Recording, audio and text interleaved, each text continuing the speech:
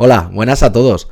Hoy os traigo una serie de preguntas y respuestas que nos estuvieron haciendo a José Fachín y a mí en el último webinar de SEO Ranking, en el que hablamos de SEO semántico, pero no todas las preguntas son de SEO semántico. Estuvimos hablando de SEO en general, on-page, off-page, de la evolución de Google, de plugins para WordPress, de cómo planteamos nuestras campañas y en general temas de marketing digital que creo que os pueden ser de bastante utilidad. En la descripción voy a poner los tiempos de cada una de estas preguntas para que las tengáis en los capítulos y sin más vamos al vídeo. Perfecto. Aquí un poco, vamos con aquella pregunta que decía, si tienes un negocio a nivel nacional, ¿sería posible contar con una ubicación en cada provincia? Esto es lo típico que se puso de moda yo creo que fue el 2017, que las agencias sacaban, porque hay una cosa que tiene que tener todo el mundo claro. Estamos hablando de SEO local, estamos hablando de Google My Business. Entonces, por más página que tú me hagas de SEO en Alicante o de SEO en Barcelona, si no tenés una ubicación física, no te lo va a posicionar Google en ese sentido nunca. Entonces, es que hubo un momento al principio que sí que se podía tener como si no, ¿te acuerdas que se podía? Porque nadie lo hacía, pero cuando empezó la competencia arrasó con todo. Y podías añadir, había distintas formas de darte de alta y una era si solo tenías web. Eso ya no se puede. Entonces, ya, gente, bueno, lo que están haciendo ahora mucho es con una tarjeta postal o con un coworking, que ahora te suelen prestar el espacio para eso, hacerlo en un coworking, y lo solían hacer así. Yo me acuerdo, Webpositor tenía una página para cada ciudad importante de España, tenía como 80 páginas ahí metidas. Sí. Y eso ya no, decir que no ya no es tan fácil porque aparte entra en juego muchas cosas. Google ya no es tonto. Cuando empieza a ver en el comentario, fui a la dirección que dice y no hay nadie, Google se da cuenta y entiende lo que se está diciendo ahí. Y todo eso cuando se dice, me está tomando el pelo, pumba, pumba, pumba. Directamente te empieza a bajar las fichas o a quitártelas directamente. Sí, directamente, sí. Es más, si en las fichas... Por ejemplo, si tú estás diciendo que tienes una agencia de marketing y todos en las fichas empiezan a decir, me encantó el curso que das, te puede sugerir que usted no es agencia de marketing, es escuela de. Y a mí, por ejemplo, como todo el mundo me busca por mi nombre, me dijo, usted es Javier Carmona Benítez y punto. Y yo, hostias, que me está jodiendo el posicionamiento. Aquí dices, Ceci, ¿hay que certificar cada página física? Lamentablemente, lo que acabamos de decir, sí. Sí. Después, con el fin de dar de alta en Google Maps las secciones del negocio, vale, tiene mucho que ver lo que hablábamos ayer. Lo que hablábamos arriba, que era exactamente eso. Después, aquí... ¿Cuántas palabras consideras que deben formar el SEO de un sitio? Esta es la pregunta que siempre sale. ¿Cuántas palabras? La gente, cuando te preguntan eso, porque quieren poner poco. ¿Cuántas palabras tengo que poner en una página para SEO? ¿No? Esto sería la definición. Sí, yo soy de los... vamos a volvernos al ejemplo de la biblioteca y el bibliotecario. Es decir, el que escribe el libro de geografía sabe que los alumnos de tercero de la ESO están dando unos temarios y le va a resolver las cuestiones que van a tener. No está pensando, a lo mejor sí dice, oye, no me puedo pasar de X palabras o X capítulos porque son los que van a tener, pero no hay un contabilizador de palabras. Claro. Es decir, tú estás ofreciendo respuestas y eso debería ser. Debemos escribir ofreciendo respuestas a nuestros usuarios. Por ejemplo, pues si quieres una landing, ya lo estáis viendo, yo me enrollo como una persiana. Entonces, a mí escribir 3.000 palabras no me cuesta. Claro. Esto yo siempre suelo decir, Google, en teoría, lo que dice en las directrices es que él te recomienda tener entre 300 y 350 para que el algoritmo pueda empezar a entender de qué va la URL. Pero no hay una regla exacta porque depende de muchas cosas, el contexto, los enlaces, pero cuando hablamos de blogging, yo siempre lo que suele decir es cuántas palabras tengo que meter, las que te pide el usuario. ¿Cuánta gente se lee un post de 5.000 palabras para planificar un viaje? Nadie. ¿Cuánta gente que quiere aprender a hacer SEO o aprender a hacer algo se lee 5.000 palabras? Todas. Y encima quieren vídeos, quieren capturas de pantalla. Entonces, depende de lo que quiere el usuario. No es una regla. Claro. Pero siempre tengan en cuenta, que yo lo suelo marcar eso, que cuanto menos autoridad tenga tu web, menos conocida es de cara a Google tu web, más texto y más cosas le tenés que meter para que Google entienda mejor por dónde vas. Hicieron unos estudios hace unos años. Tengo un post también en mi blog de cómo crear contenido que posicione. Y había unos estudios que eran que los posts de más de 3.500 palabras eran los que más posibilidades tenían que aparecer, pero por pura estadística. Porque claro, en un post tan largo, tú tienes la posibilidad de resolver tantas preguntas de una misma temática que le vas a dar la posibilidad a muchos usuarios que pregunten cosas diferentes, que aparezca el mismo enlace, que aparezca el mismo enlace, que aparezca el mismo enlace. Entonces, al final es lo que dices tú. Si tienes una marca muy potente, haces cualquier chorrada y metes un claim y ya está, y funciona. Y si estás empezando, pues cúrratelo un poco más. Sí, ya lo ves, por ejemplo, Chataka y todas estas, muchos artículos son de 500, 600 palabras, un vídeo y 3 o 4 imágenes, porque son como notas de prensa, mini notas de prensa. Sí. Aquí tenemos otra que nos pregunta, ¿no hay una API para configurar los parámetros del control de voz de Google? Sí que hay una API de... No estaba, a ver, en la presentación. A ver, yo creo que sí, ¿no? Que era la de Voice. Además que se hizo bastante conocida hace unos años, que la de Cloud Speech es la... ¿Cómo se llama? ¿Era Lisa? El robot aquel que daba un poco, que salía hasta en el hormiguero. Creo que sí. No me recuerdo exactamente. Bloque de nombres. Ya... Nunca ha sido. No me quedo con él, pero sí que existe. Yo las que os he explicado son el paquete de aplicaciones que podríamos usar cualquier usuario. Luego estarían las de nivel intermedio, las que necesitarías un programador. Las de nivel intermedio, que son las de machine learning, están gestionadas por Google. Es decir, tú usas esa aplicación con la información de Google y las otras ya te lo tienes que currar. Mira, yo tengo el Google Home Mini, porque me lo han regalado partners y clientes, y ahora tengo el otro, el Hoots. ¿Vale?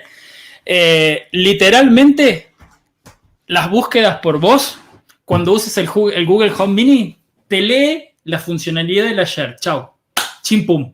O sea, buscas qué es funcionalidad. O sea, que en el 99% de los casos te lee Wikipedia o el que está primero. Entonces, si estás buscando de un móvil que ya tiene pantalla, como también lo tiene el HUD ya te empieza a mostrar, te lee el primero, pero ya te muestra resultados como para que puedas buscar más. Entonces, en muchos casos, cuando uno va a hacer SEO, se pregunta cómo salir, y como saliendo primero salís con voz, literalmente. Literalmente salí, pero lo de la búsqueda por voz en estos momentos va muy relacionada con lo que está haciendo Google en la share. Entonces, viendo la propia share, ya lo puedes acomodar a muchas cosas. Aquí me decía una cosa, cuando hablaba de las palabras recién, estudio creativo, después aclaraba y decía palabras sencillas o compuestas, es decir, camisetas. Entonces, yo creo que también se estaba refiriendo al keyword stuffing, es decir, cuántas veces tenía que repetir esto, la densidad de palabras claves, ¿no? Claro. Ya no hay un patrón. Hace unos años sí que era, ¿no? Decían el 5, el 7, algo así, no recuerdo. Sí. Había un... Ahora ya no. No hay un... ¿Qué es lo que pasa? Así son los cerrajeros, ¿no? Sí, era... Pues yo tuve un cliente que era... Bueno, y eso era la pelea de cerrajería, era la pelea más fea y más desagradable, porque ni siquiera necesitaban entrar a la URL, lo único que querían es que se viera el teléfono en la SERP. En la SERP y ya está. Y ya está, y aquello era, bueno, el trabajo más feo del mundo, hacer eso, ¿sabes? Es decir, además súper desagradable también porque te tenías que estar peleando con todo. A mí me da la sensación de que cuando somos muy pequeñitos, esas típicas preguntas de, oye papá, oye mamá, tal, y ¿por qué? Y ¿por qué? ¿Y por qué? Y el adulto no te... Porque te lo digo yo, ¿no? De cuando somos pequeños tenemos el sentido común bastante desarrollado. Es decir, me tienes que convencer. No tengo prejuicios y voy de cero. A medida que nos vamos haciendo mayores, como nos vamos adentrando en los problemas, no tenemos perspectiva. Y creo que perdemos bastante el sentido común. Vamos a dar unos pasos atrás.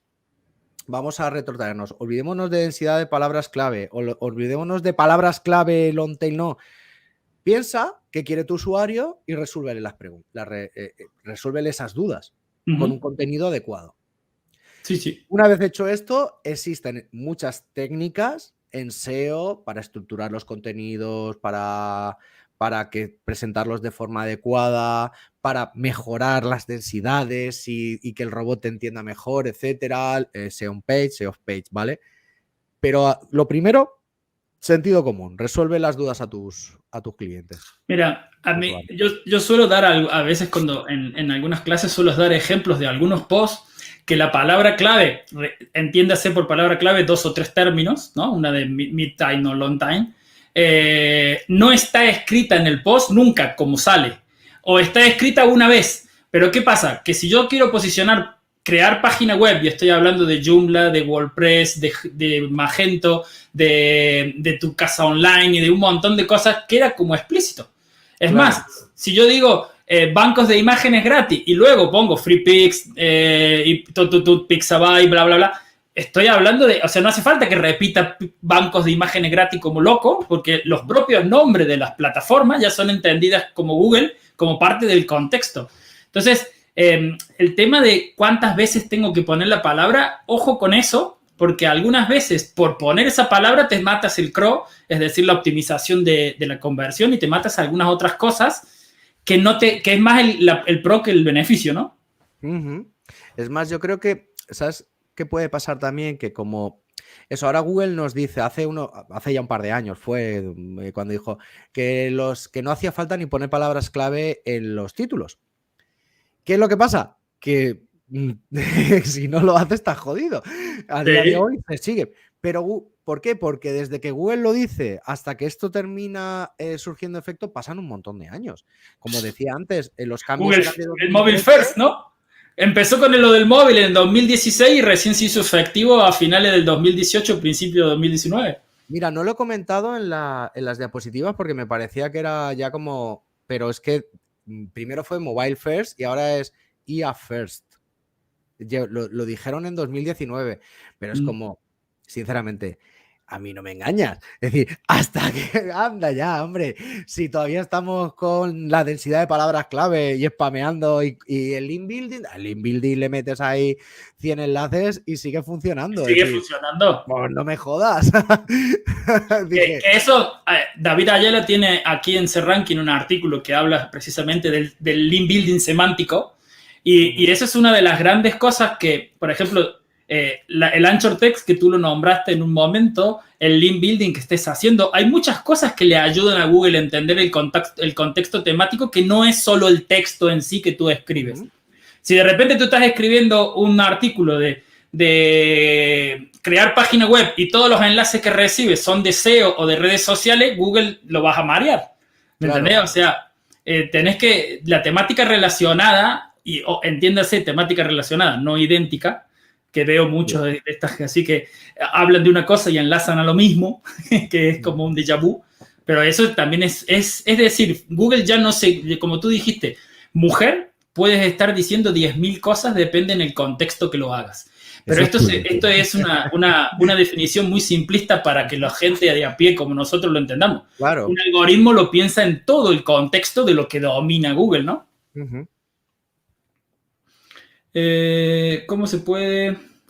Esto también lo dijiste en un momento. ¿Cómo se puede dar una semántica de forma constante en un post? Literalmente, eso hablábamos, por ejemplo, antes de empezar contigo, Javier, hablábamos de que mi blog llegó a tener 1 millón de visitas y que a raíz de los últimos cambios en estos 3 años estoy en 200.000, y no me pasó solo a mí, le ha pasado a todo el mundo. Sí. Principalmente porque Google... principalmente porque antes había 10 hablando del tema, ahora hay 10 millones. Sí. Entonces ahora la competencia es más grande. Después, Google había muchas respuestas que no las entendía exactamente y decía, este tiene autoridad y este puede ser que conteste algo parecido, y la mandaba igual. Entonces, yo siempre doy un ejemplo. Crear cuenta de Gmail, abrir cuenta de Gmail, me salía para las dos.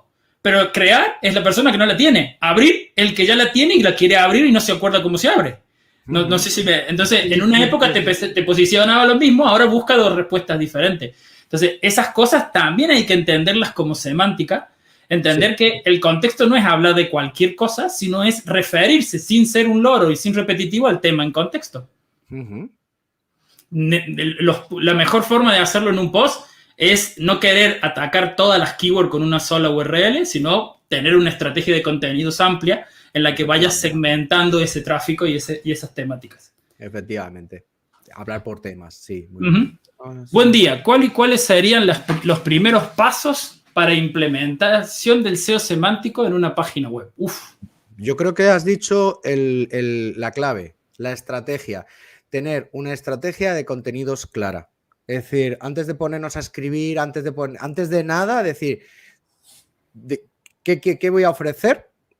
¿Quiénes son mis clientes o mis clientes ideales? El buyer persona. Y con estas dos cositas, generarte un calendario editorial con los contenidos que voy a hablar a un año, por ejemplo. Eso no lo hacemos ninguno, pero venga, a un año, ¿no? y a partir de ahí, con esa estrategia, ya empiezas a andar. Pero creo que el primer paso siempre debe ser la estrategia. Sí, aquí cuando hablamos de esas cosas, de páginas de producto, por ejemplo, yo veo un montón de páginas de producto posicionándose en Google que tienen abajo una Biblia escrita y algunos otros que no tienen nada. Porque Google ya entiende tan bien con la propia arquitectura, porque hay veces que la semántica de la web viene de acuerdo a la arquitectura web que has montado. Por eso se llama también arquitectura de la información, ¿no?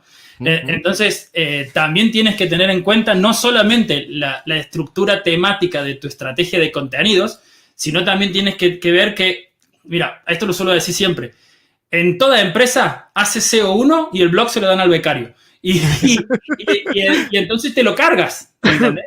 ¿Por qué? Porque empiezas a atacar, empiezas a generar canibalizaciones y cosas que no son netamente semánticas, pero sí lo son a largo plazo.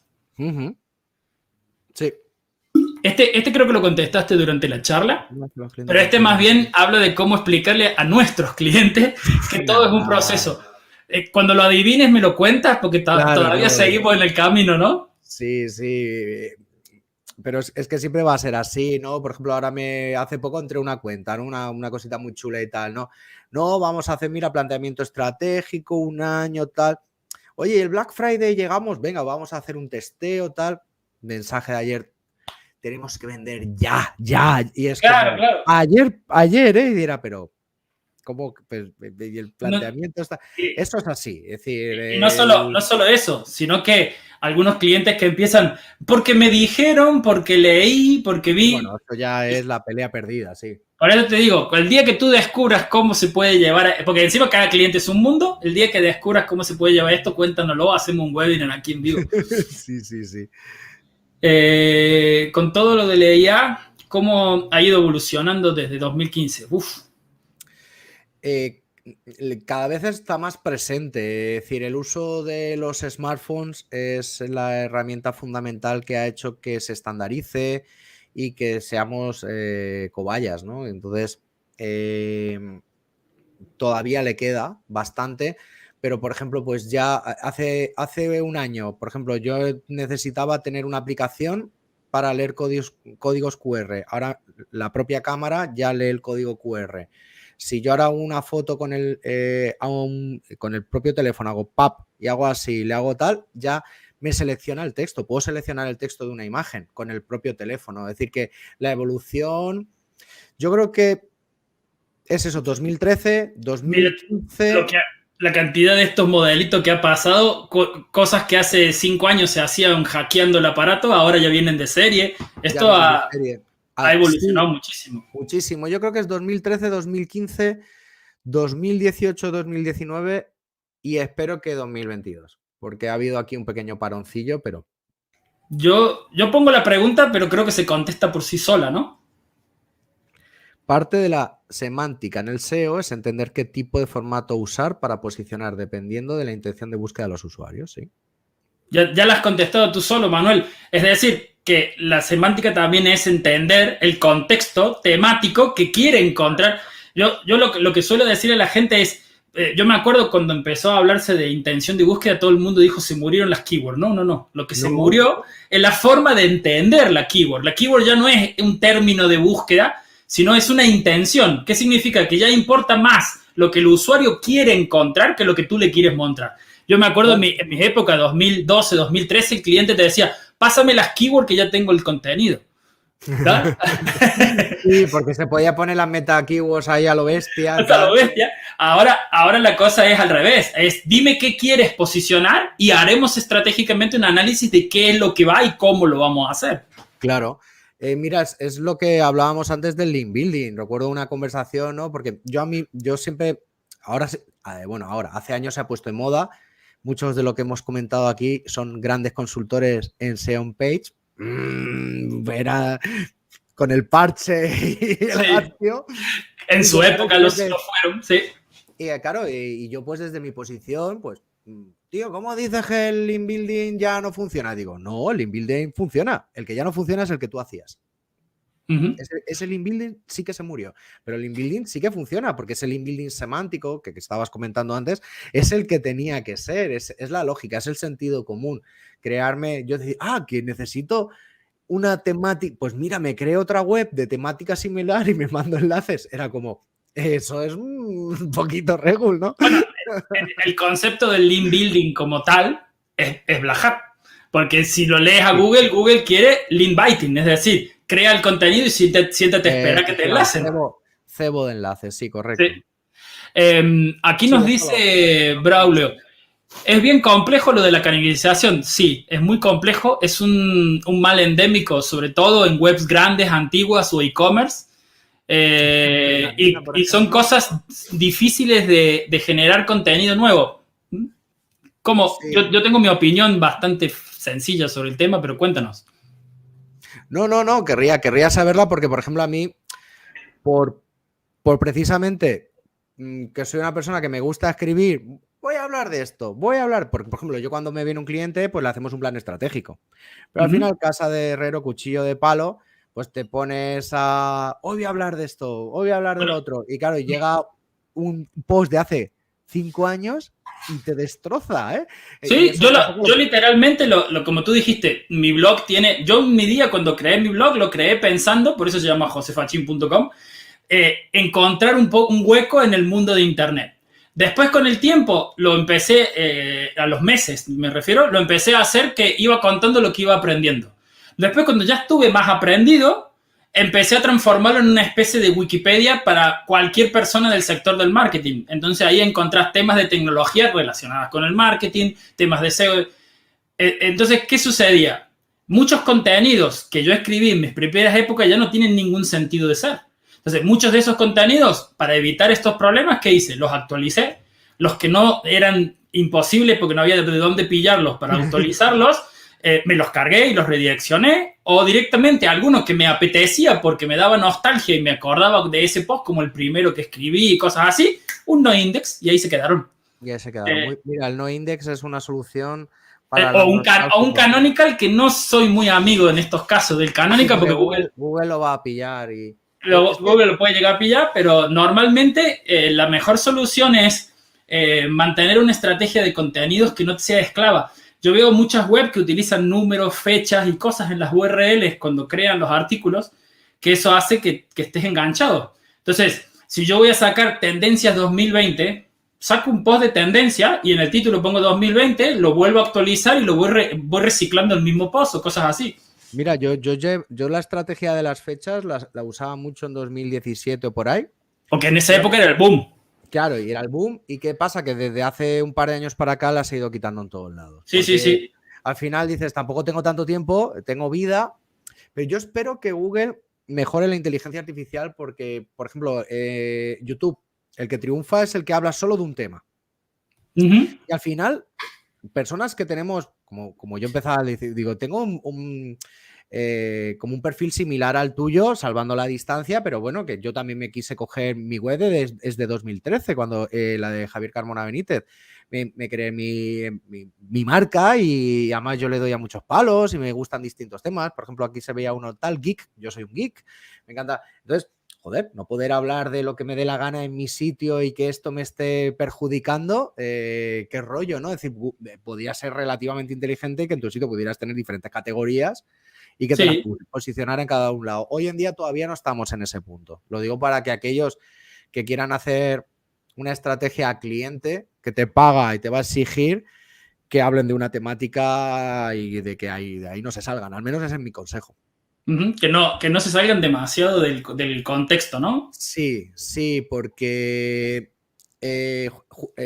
al menos como yo lo veo, lo he podido apreciar, es que en el momento en el que empiezas a diversificar, Google lo que quiere es como si fuera, imagínate, una serie, una sitcom, que tú te enganches y que cada semana hay un episodio nuevo. Entonces tú estás esperando el siguiente post y así se genera audiencia.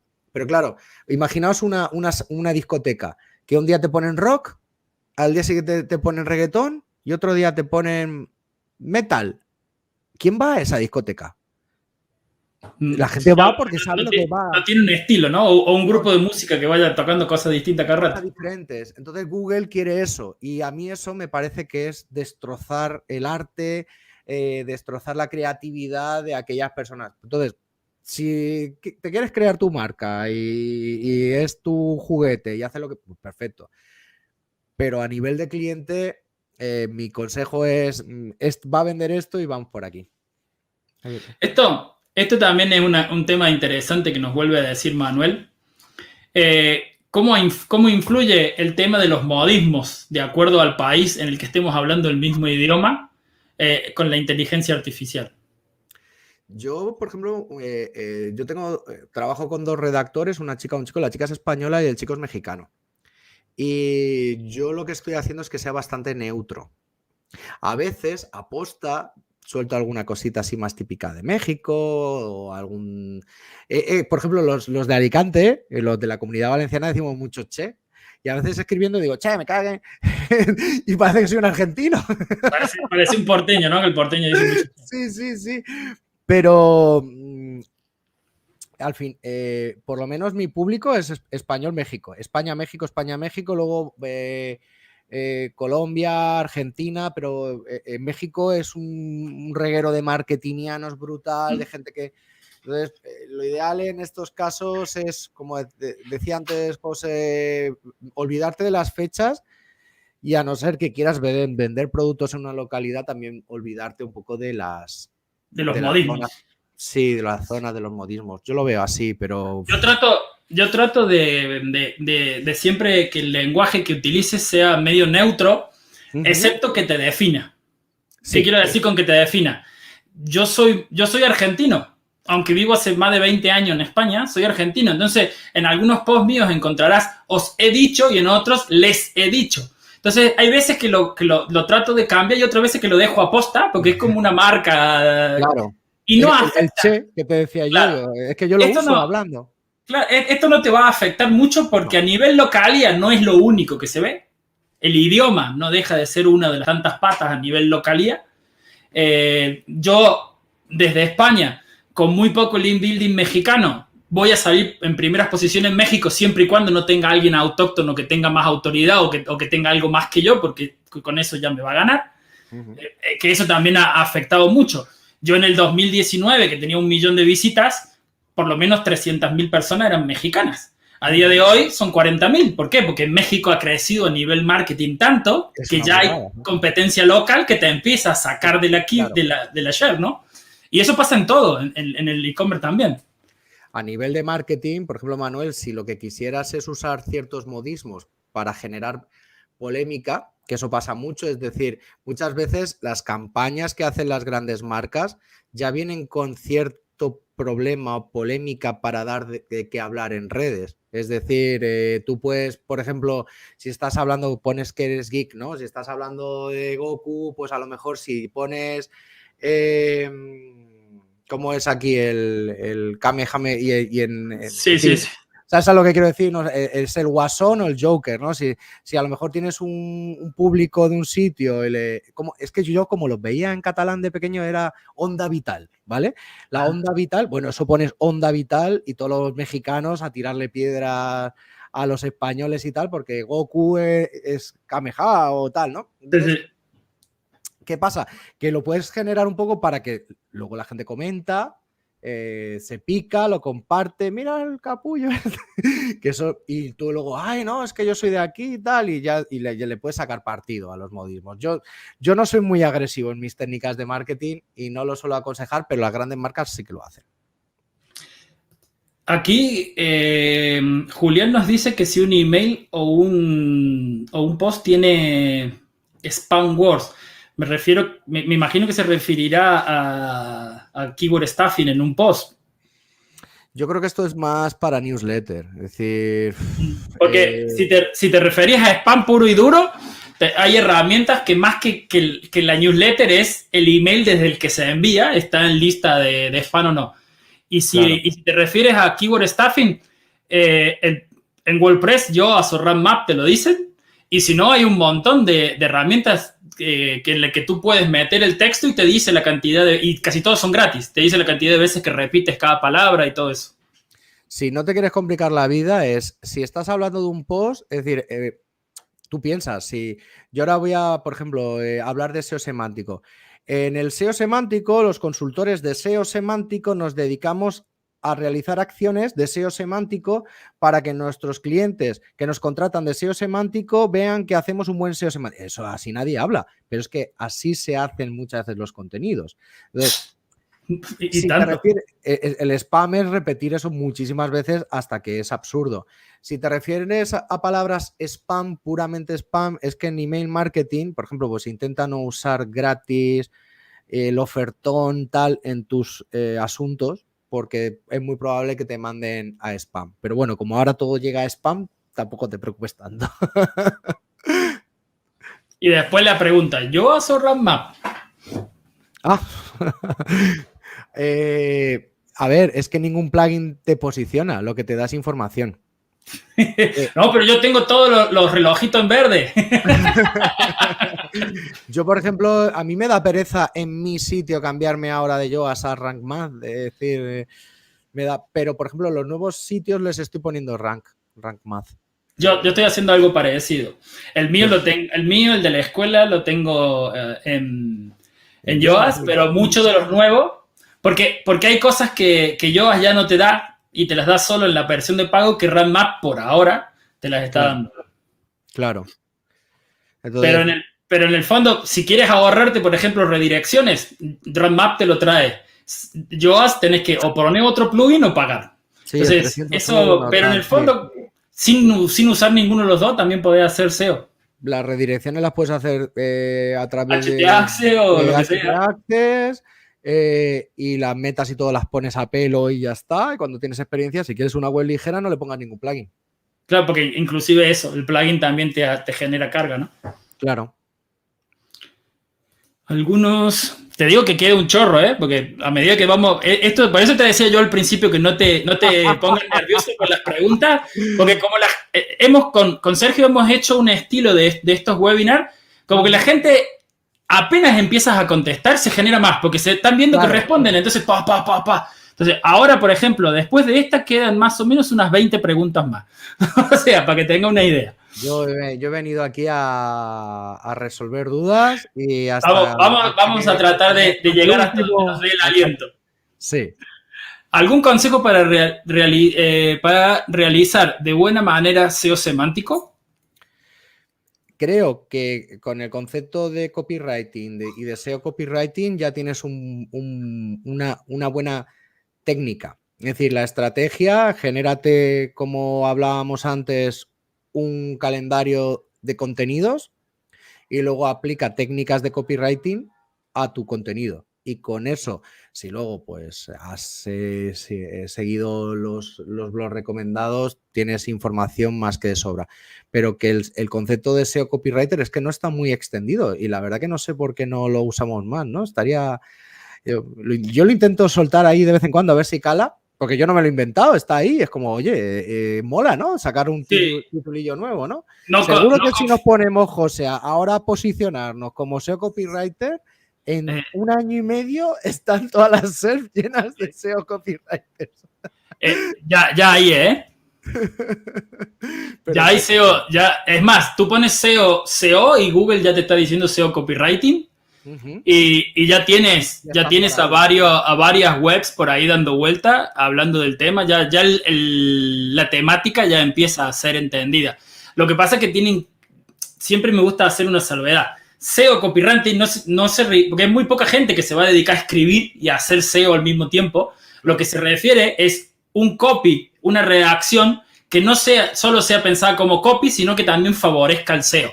O sea, que no tengas que estarle corrigiendo el post o diciéndole lo que no tiene que hacer, que la persona que escriba tenga las nociones de redacción y de contenido que favorezcan al SEO, ¿no? Sí. Por eso hay que entenderlo al copywriter y al SEO como aptitudes, ¿sí? No como que de repente vas a coger dos perfiles y vamos con lo de Goku y hacemos la fusión, ¿no? ¿Cómo era? Sí, la fusión, sí.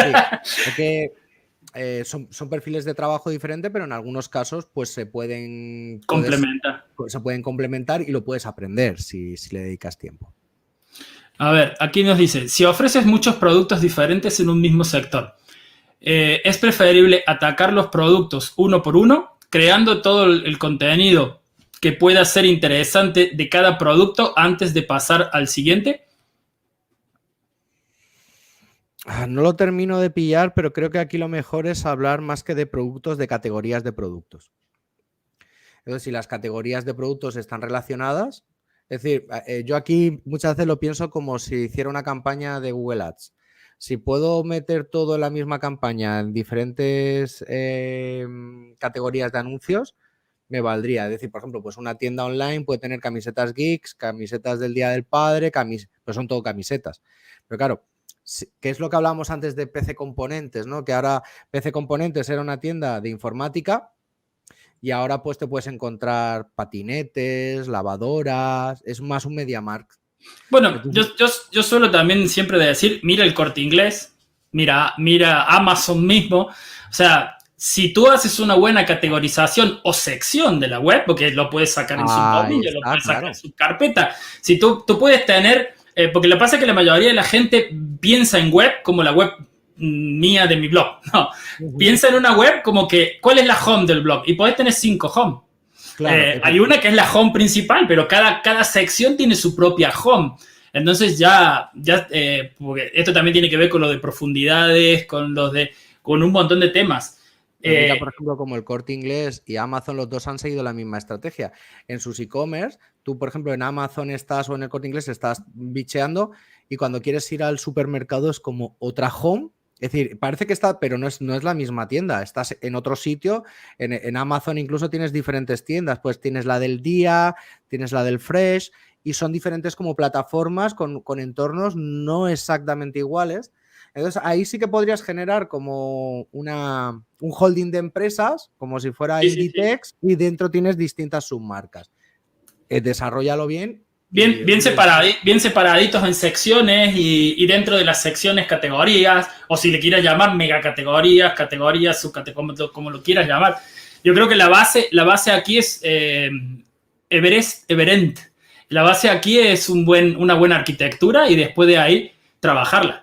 Uh-huh. Si tienes muchos problemas, lo puedes hacer con subdominios, pero vas a tener que hacer un link building mucho mayor, porque cada subdominio va por su mundo, y si no, lo vas acomodando con secciones, con subcarpetas, ¿vale? Esto es cuestión, no he trabajado directamente con muchas de ellas, porque tanto en empresas que he estado antes como aquí en SERranking, yo normalmente voy a una parte de la web, que suele ser la de en español o la de la sección de contenidos, pero cuando hablas de un e-commerce grande, normalmente te lo separan en secciones y dentro de las secciones vas categorizando. Y el contenido del blog lo guías más o menos por el mismo camino. Heimer nos dice que lo sabe, lo de los plugins que no hacen SEO, que él se refería a los semánticos. Tranquilo, no te estábamos haciendo ninguna alusión personal a ti. Era genérica porque es algo que nos da gracia, Porque hasta en Twitter, en muchas redes sociales, mucha gente dice, ay, tengo todos los semáforos verdes, o los alumnos te suelen decir siempre, pero yo tengo el relojito verde de Yoast, ¿por qué no salgo primero en Google? Porque lo tienen tú y un montón de gente más. Claro. Además, pero no iba contigo el tema. Yo siempre, porque esto es lo que hablábamos antes de a nivel cliente, ¿no? Pasa mucho, estas cosas se repiten. A mí me pasa muchísimo, en plan, le digo a mis alumnos, a ver, por ejemplo, SERranking, Senras, distintas herramientas de SEO, son fantásticas. Pero si tú al final haces lo que te dice SERranking, y aquí somos 600... Todos harán lo mismo. Todos van a hacer lo mismo. Es decir, usa esa información para generar una estrategia. Por eso lo importante, primero, estrategia. Y basada en una información y en datos cuantitativos, pero luego ten imaginación y intenta destacar sobre el resto. Sí, a ver, si lo quieres tal, yo creo que a día de hoy Rank Math es mejor. Mejor plugin, creo.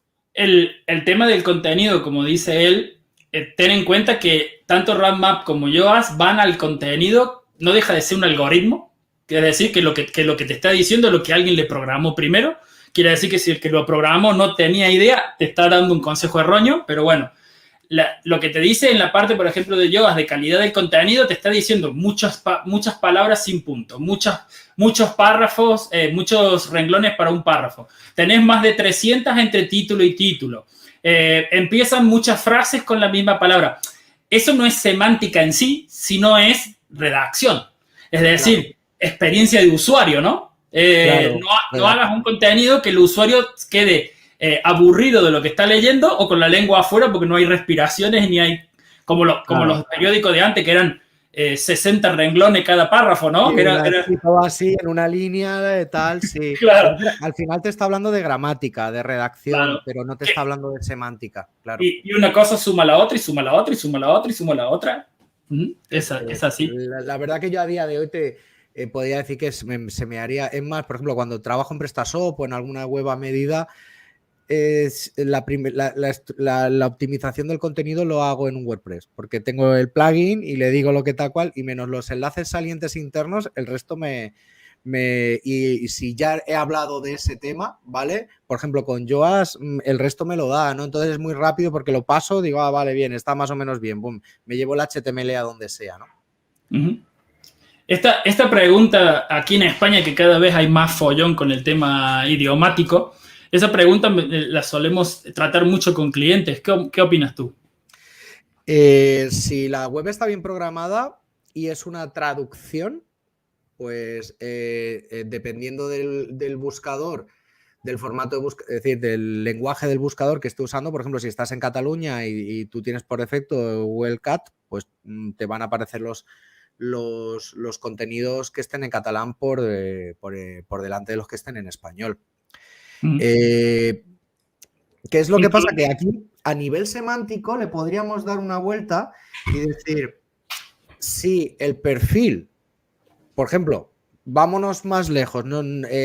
A mí cuando me contratan de fuera, me contratan porque están buscando a alguien que conozca mi zona y que sepan del tejido industrial de mi zona y quieren un experto, un consultor que se sepa mover aquí, ¿no? Y cuando me contratan desde, por ejemplo, eso cuando me contratan desde Noruega, cuando me contratan desde Madrid, es que están buscando que en Alicante es más barato que en Madrid un SEO. Y como les da igual la localización, te buscan por precio. Las intenciones del usuario son diferentes, es decir, son diferentes públicos objetivos.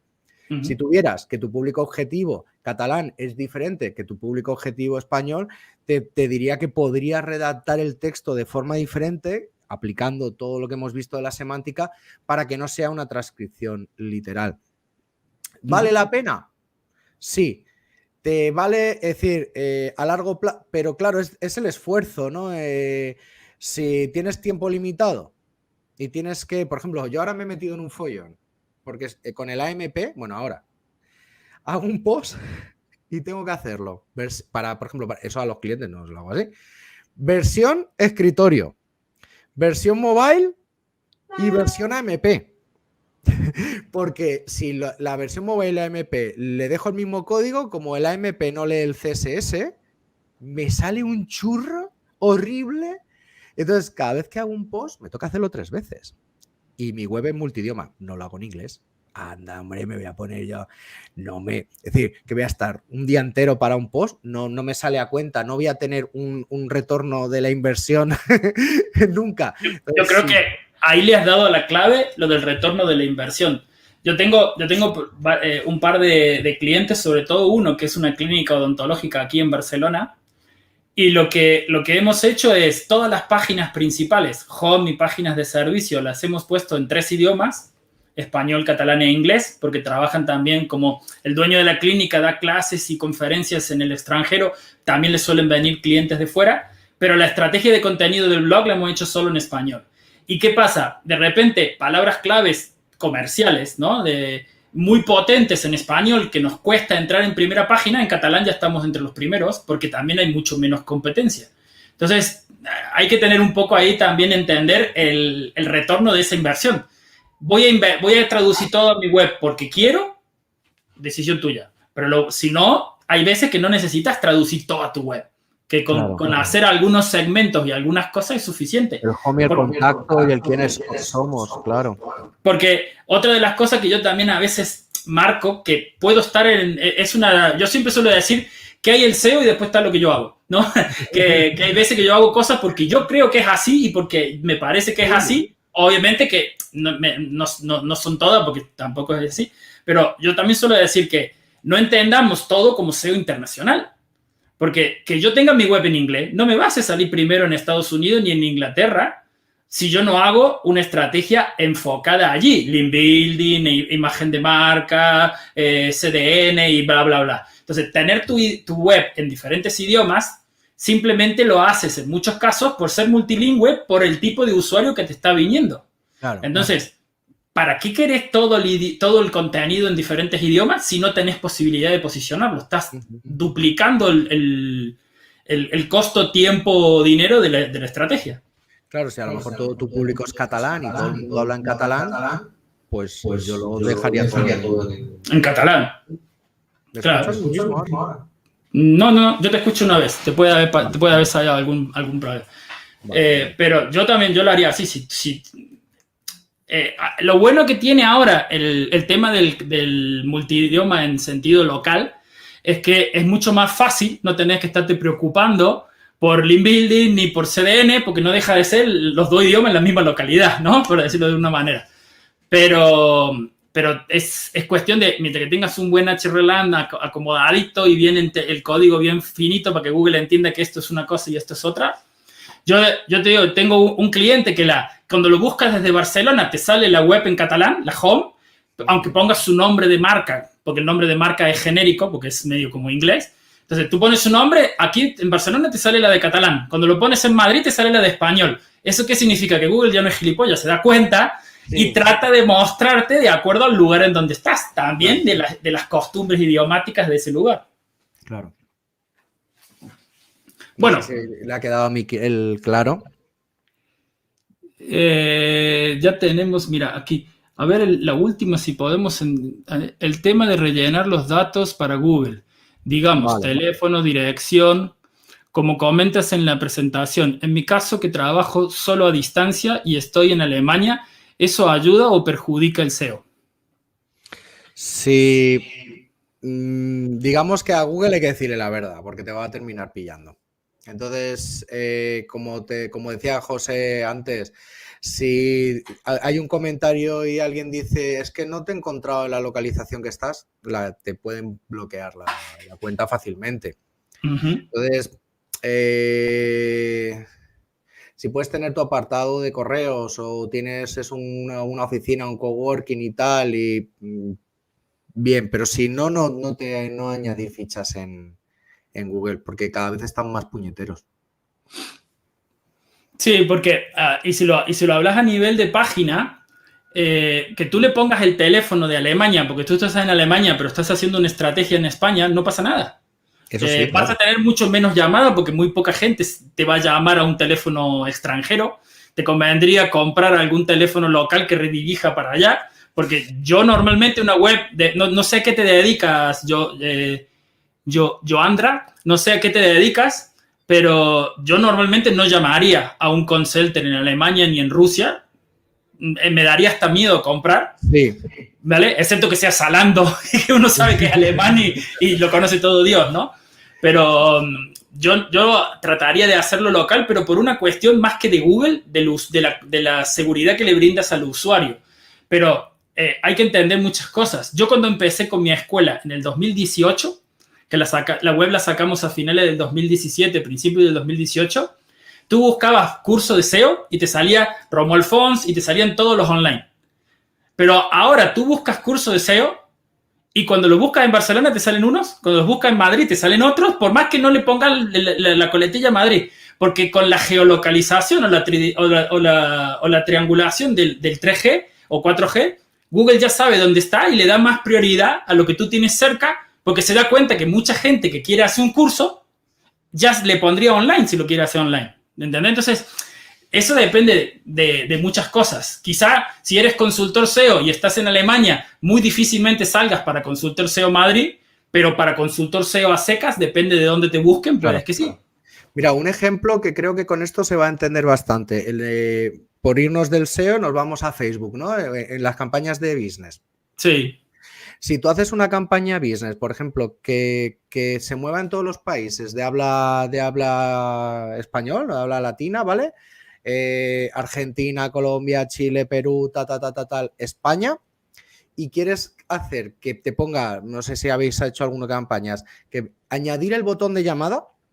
Si tu botón de llamada, por ejemplo, es de España, no te van a dejar hacer la campaña porque te van a decir, estás fastidiando a la gente de Argentina. Que le vas a comprar una llamada internacional.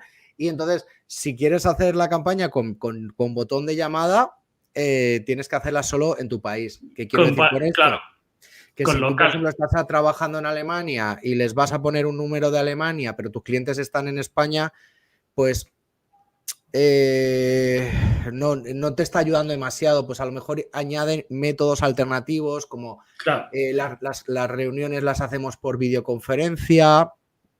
Le puedes meter el enlace de Skype también, o mejor de Google Meet, así les haces la pelota. un enlacito así que quieras añadir, tal, ¿sabes? Sí que puedes poner datos, ¿vale? Sí que puedes poner datos, pero lo que sobre todo en tu web. En tu web es normal que pongas tu teléfono, tu email. Es más, hasta parecería raro que no lo tenga, ¿no? Claro. Lo que te queremos decir es eso, que como Google piensa en tu usuario y qué va a ser más cómodo. Entonces, a lo mejor si pones, en vez de llamada de teléfono, pones WhatsApp, pues puedes poner ese teléfono con el 0031, me lo he inventado, no sé cuál es el de Alemania ahora. Entonces, hay WhatsApp, da igual, puedes mandar WhatsApp y hacer las llamadas por WhatsApp. Entonces, intenta pensar en tu usuario, que es lo que está pensando Google hoy en día, y facilita los datos que ayuden a tu usuario a contactar contigo. Bueno, ponerle, si tenés WordPress, yo uso el plugin de WordPress, de WhatsApp. Hay uno gratis que funciona perfecto y el usuario ni sabe al número que le está mandando porque te manda el WhatsApp desde el propio plugin y entablas una reunión de esa manera y luego la llamada se lo hace de WhatsApp. Yo literalmente lo que vería en tu caso es más que centrarte en obviamente vas a tener que tener una página de servicio, vas a tener que tener una página de quién sos, porque la gente, aunque venga directa a ellas o desde el contenido, lo va a tener que ver. Pero trata de posicionarte por el contenido que generas, es decir, por los consejos que das. Yo daba clase, yo sé hacer Facebook Ads, pero no soy experto en Facebook Ads, y daba clase en una universidad muy conocida, privada, porque buscaron el profesor Facebook Ads, yo salía segundo en Google por debajo de Facebook, entonces, este debe saber mucho. No sé si me entienden lo que quiero decir. Entonces, normalmente piensa que no solo la parte de ventas es la que vas a posicionar, sino también el contenido que a la larga te hace referente en esos temas.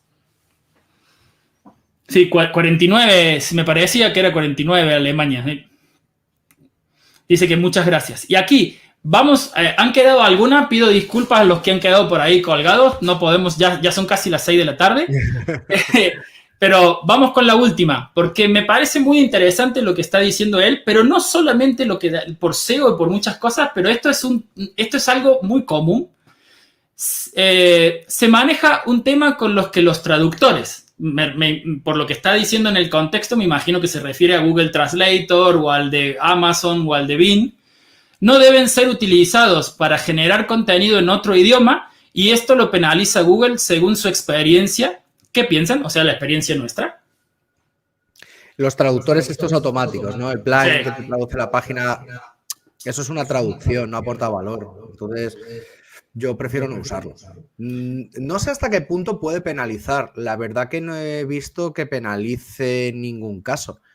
Pero no es lo que Google te aconseja, ¿no? Que la etiqueta de idioma, ¿no? hrlang, es que eso no es nada, es una traducción, es lo más vago. Y además aunque es cierto que con la mejora de la inteligencia artificial ya veremos qué pasa, ¿no? Pero no estás personalizando nada, como te decía antes, y al menos es mi opinión. La cultura, la idiosincrasia de un francés no es la de un español. Ni siquiera cuando hablamos los españoles son, pero a ver, ¿qué tendrá que ver alguien de Cádiz con uno de Galicia en el Ferrol, con un catalán de Lleida? Somos distintos, es decir, es que aquí mismo en la provincia de Alicante, en la zona de la costa somos arroceros, pero te vas al interior y son muy manchegos y tienen el gazpacho manchego tal, y si te vas al sur hablan diferente y son como murcianos. La Vega Baja, el norte de Alicante se habla mucho valenciano y en el sur es... que si usas un plugin de traducción automática, pues estás perdiendo la posibilidad de comunicarte de la forma más adecuada con tu cliente. Yo los prefiero evitar. Braulio, tú piensas que si usas los automatizados, que muchos de ellos funcionan a nivel navegador, que utilizan la propia función del Chrome o del Firefox de autotraducir la página, eso no se va a indexar porque te está generando un contenido temporal, que cuando la gente deje de verlo, desaparece. Yo me acuerdo que creo que Blogger y otras otras venían con esas opciones. Sí. Es decir, no estás teniendo una web en 3 idiomas. Estás haciendo que el usuario vea una traducción de tu web, que no es lo mismo. Entonces, a nivel SEO no se te va a indexar. Y con todos los males que acaba de decir Javier, porque te va a traducir un montón de cosas literalmente que ahora cada día se traducen menos. Yo me topo con artículos que me pasan traducidos a empresas que quieren colaborar en diferentes webs que administro y me dicen online marketing o mercadotecnia en internet. ¿Está mal dicho? No está mal dicho, pero no se usa. Se usa marketing digital. No sé si me entienden. No sé por qué. ¿Pero por qué? Porque lo han traducido literalmente. Claro. Y yo creo que ese también va con tema de experiencia de usuario. Las automatizaciones y la experiencia de usuario no suelen ser en mi opinión, no suelen ser una spinning de contenidos, no suelen ser buenos consejos. Es decir, la experiencia de usuario es algo que va a diferir del tipo de buyer personal que te vayas a comunicar. Entonces, vamos a intentar hacer las cosas de forma con más mimo, más cariño. Yo recuerdo una cliente hace un montón de años que me quería una web en 3 idiomas y tal, le pasé presupuesto y casi que me manda a la mierda, ¿no? Me dijo, pues eso es instalarle el plugin ese y tal. Digo, no es sí que era un WordPress, es instalarle el VPML o el otro, el Poly ¿cómo sale como el Polylang? Sí. Sí, creo que sí. Pero que es hacer 3 páginas, ¿eh? Son 3 páginas en una, 3 páginas diferentes además. Y sí que es verdad que puedes clonar los CSS, tal, no sé qué, y es más rápido que hacer 3 páginas, pero son 3 páginas. La otra, o por lo menos una página y media por cada video, media página por cada idioma. Claro. Pero teniendo en cuenta lo de los idiomas, también la otra opción que también se suele usar mucho es lo traduzco y me monto la página en inglés. Tú entiendes que si quieres atraer a una persona de otro idioma y le hablas como un indio, te va a felicitar y te va a agradecer el esfuerzo si lo haces hablado. Pero si lo haces en una web, cuando el tío el primer párrafo no entiende nada, cierra y se va. Y eso a nivel SEO es como pegarte un tiro en la frente. O sea, el power sticky o como le quieras llamar es literalmente. Por eso, mucho cuidado con el tema de las traducciones. Es literalmente lo que dice Javier. Si yo quiero tener muchos idiomas, ¿te acordás que lo dijiste tú hace un rato? ¿Me vale la pena por el ROI que voy a recibir esa inversión? Y segundo, como también acaba de decir él, dice, son 3 webs, o por lo menos 1,5. ¿Vale la pena el esfuerzo y la pasta y la dedicación? Porque tampoco me vengas a mí que te regale mi trabajo. Claro, imagínate si fuera tan fácil, hazlo tú, ¿no? Una estrategia de contenidos con SEO en 3 idiomas. Redes sociales en 3 idiomas. Bueno, apaga y vámonos, ¿no? Claro. ¿Cuántas camisetas tienes que vender, no? para pagar a todo el equipo. Claro. Entonces hay muchas cosas que por ahí la gente cuando quiere enseguida se le llena de ganas, pero frena. Vamos de a poco. Incluso os diría que el blog está de moda. Bueno, lleva muchos años, ¿no? Pero ¿vas a mantenerlo? Entonces, si tienes una página de servicios y sí, me abro un blog, pones 3 posts y ya no vas a hacer más, no tengas un blog. Es que me pasa mucho, ¿eh? Es decir, queremos SEO, digo, hostia, pero si el último post es 2016. Digo, o los quitamos o les cambiamos las fechas y tendremos que hacer más, porque esto es un desastre. Yo ahora te llevo mucho tráfico a la home, echan un vistazo al último post y ven que desde hace 4 años esta empresa está cerrada y se van, ¿no? Y tener cuidado con esas estrategias que están muy de moda, que nos las comentan todos los expertos en redes sociales, en YouTube y demás, pero que requieren mucho tiempo, esfuerzo, trabajo, y si no las vamos a saber mantener, es como comprarte un banco de pesas y tenerlo muerto de asco en casa, ocupando espacio. Yo siempre suelo decir, para poder salir al extranjero cuando se puso de moda vender fuera, primero ¿estás vendiendo en tu país? No vendo en mi país porque no estoy posicionado. Entonces vas a gastar dinero fuera cuando dentro de tu... O sea, no compliques la situación, hazla más rentable, ¿no? A mí yo esa conversación la tuve con un punto de vista más local, ¿no? Porque se puso muy de moda en 2016, creo, por ahí y tal. No, hay que vender a todo el mundo y tal. Y decía, sí, pero no lo mismo, ¿eh? Es decir, que vamos a competir ahora aquí con, por ejemplo, en Alicante, que es una zona así más o menos de tecnología en España. Bueno, pues puedo competir con Barcelona. Venga, va. Pero ya con Silicon Valley. Claro. No. Y después no solo eso, anda a mandar productos a algunos países. Claro, es decir, Venezuela, Argentina, Colombia, México, Rusia. Hay cada país que tienen unos problemas para mandar productos que te la debo. Después, Henry nos dice de que los plugins pasan por ambos plugins que analizan la semántica. Honestamente, yo no sé si RankMap y Yoast analizan semántica. Yo lo que tengo entendido, por lo que yo he visto y por mi experiencia, es que lo que ellos ven es simplemente eso. Cantidad de puntos, cantidad de títulos, palabras. El de la semántica no lo termino de entender, si lo hace o no. Sí es cierto que te da consejos como, por ejemplo, ya usaste esa palabra clave, no la vuelvas a usar. Ese título ya lo usaste, no lo vuelvas a usar. Pero a nivel semántico de llegar a entender eso, personalmente creo que no. No sé cómo lo ves tú, Javier. Creo que todavía les queda un poco.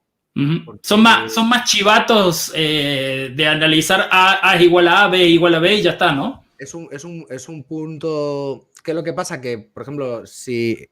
Lo voy a llamar Martínez porque no quiero pronunciar mal su nombre. Es Heimer. ¿Vale? Martínez. H. Sí. Martínez. Creo que él, por la forma en la que tiene de hablar, controla un poco, mucho, bastante, no lo sé. Entonces, ¿qué es lo que pasa? Que esa información como nos puede pasar a nosotros, ¿no? La información que te da RankMath o que te da Yoast SEO te vale bastante. Dices, estoy haciendo las cosas bien. Entonces, yo creo que a día de hoy, pues RankMath es más moderno, pero no nos olvidemos de Yoast SEO, que al final, además, no sé si esta web la conocéis todo, la de Big Master Web, creo que se llama. Por 2,5 € tienes el premium y es legal, ¿eh? No sé. Como el AppSumo. Parecía AppSumo, estas que compras a precios súper... Claro, entonces ¿sabes lo que pasa con los plugins de WordPress? Que es que WordPress es de código abierto. Entonces tú puedes, por eso hoy en día todos te están vendiendo suscripciones y no te venden los plugins. Entonces, ¿qué es lo que pasa? Que pues tú pillas VPML y es una suscripción, pero si realmente el código ahí no está oculto en ningún sitio. Entonces, ¿qué es lo que pasa? Que esta gente pues compra paquetes tal y te los venden luego más barato. Es legal y los pagas con PayPal, es decir, que no es... Entonces, pues bueno, puedes probarla. Yo también digo siempre lo mismo. Yo ASEO no está programado en castellano y lleva como un intérprete de castellano o de español, pero no va a entender lo que es, por ejemplo, dejar las cosas por escrito, que es equivalente a black and white en inglés, ¿sabes? Es decir, no llega a ese nivel de interpretación de la semántica, son unidades de significado mínimas. Claro, es más raciocinio, ¿no? Claro, dejar por escrito es lo mismo que poner blanco sobre negro para un inglés. Gramaticalmente es totalmente diferente. Yo creo que ninguno de los dos todavía llega al punto de decir, no, estas están relacionadas porque en un idioma diferente van a significar lo mismo porque los usuarios lo van a interpretar así, ¿no? Entonces, creo que todavía les queda un poco, pero que quizás sí que lleguen. Gracias. Excelente, súper este webinar, muchas gracias. Si no os ha gustado, gracias. No lo digáis. Que no gracias a todos, saludos de Perú y quedaron unas cuantas por ahí dando vuelta, pero ya vamos 2 horas de webinar, así que muchas gracias a todos, un abrazo muy grande y nos estamos viendo.